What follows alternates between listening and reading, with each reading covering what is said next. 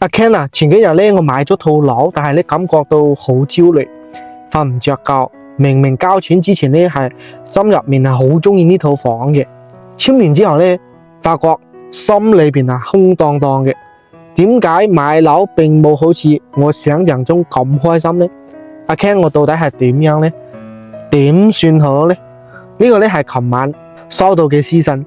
就而家咧，我只想對所有買完樓以後咧瞓唔着覺嘅朋友講一句：交錢以後咧焦慮係非常之正常嘅，瞓唔着覺咧都好正常。90%嘅人交錢第一個晚上咧都瞓唔着覺，都會心大心細。所以你哋焦慮瞓唔着覺嘅原因同埋解決方法，我就一個一個同你哋分析。你哋咧自己係對號入座。第一個咧，如果你話擔心房價仲會跌，擔心買貴咗咧，首先我同你哋潑一盆冷水。就而家呢個大趨勢啊，係不可逆嘅。買房想搵錢幾乎係不可能。你唔好有非分之想，好唔好？就反正買房係一個非常非常使錢嘅事情，真係使好多錢嘅。但係咧，你喺呢個項目嘅價錢有冇買貴呢？後面會唔會繼續跳水呢？非常容易判斷嘅。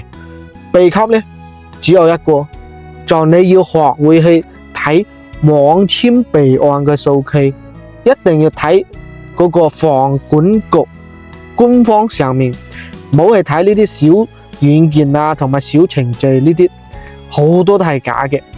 同你哋幾個例子啦，如果你睇中邊個樓盤呢，佢開盤成年時間啦，但係呢個樓盤呢，只係賣咗100-200套嘅，仲有1000套貨。你要知道佢講明咩嘢呢？就講明咗佢呢個價格係有水分嘅，仲可能會繼續跌。因為按照目前呢個惠州呢個價格嘅去化速度呢，係唔係呢個盤要賣5年呢？但係呢5年開發商好多係等唔起嘅。第一呢，5年之後呢，好多發展商嘅產品會更新。另外一個呢，就係發展商嘅資金成本係非常非常高嘅。嗱，為咗回籠資金啦，係嘛，比較大概率呢選擇就係降價賣樓噶啦。嗱，呢個係第一種。第二種原因呢，如果你話係焦慮，係因為未來嘅唔確定性，就比如話擔心自己失業啊，係嘛，擔心降薪啊，擔心裁員啊，甚至擔心貿易戰啊，擔心呢個樓值唔值，會唔會保值，非常好解決。我就話俾你知，呢個核心問題原因係咩呢？佢嘅核心原因呢，就係證明你對自己嘅能力係冇有信心嘅，或者你話而家睇嘅呢個樓完全係超出咗你嘅消費能力。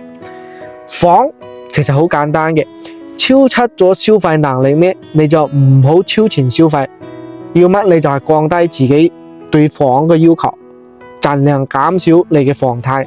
要乜呢？你就係努力揾錢，多存一啲錢，荷包鼓咗啦，係嘛？安全感自然就會有噶啦。就只有呢2種解決方法。第三種呢，如果你話擔心呢間屋買錯，擔心自己會後悔，解決方法都有嘅。就係買樓之前呢，你去了解所有房嘅缺點，唔理係咩2樓啊，或者頂樓啊，超高層啊，或者有冇有高壓線啊、變電站啊，或者不利因素啊，你都唔理佢係唔係遠交樓，仲係呢老破小，只要你盲目交錢嘅人先會後悔嘅。權衡利弊之後嘅選擇呢，你心入邊呢真係會平靜好多嘅。你真係要記住我呢個觀點啊。第4種呢，如果你話你擔心呢個發展商承諾嘅配套同埋規劃冇辦法落地，尤其係咩商業啊，係嘛，同埋呢個產業啊，或者包括書包啊，真係唔好意思。嗱，呢個真係幫唔到噶啦。你呢件事呢係邊個都保證唔到嘅，所以呢解決方法只有你而家嗱嗱臨去退咗佢。最後呢，我想講嘅係呢，就係你真係唔好將買樓呢件事諗得太過於美好，你唔好太過於放大自己對房嘅期待。你以為擁有咗一套房你就一定會感覺到幸福同埋快樂咩？只係因為你而家係未有擁有過，幸福只存在你嘅想象中，只存在你嘅腦海入邊。咁你一旦擁有咗，你將面臨嘅係咩呢？係隔離左右雞毛蒜皮嘅小事。真噶，買樓呢件事呢係麻煩事嚟嘅，然後呢物質帶嚟嘅幸福感呢都係非常非常短暫嘅。呢間屋呢永遠無法成為你心靈嘅港灣，因為你自己先係呢個港灣。咁你買唔買樓呢，真係冇有太大嘅關係嘅。嗱，最後呢，想開啲，瞓個好覺。你真係交咗錢嘅就努力工作，加油！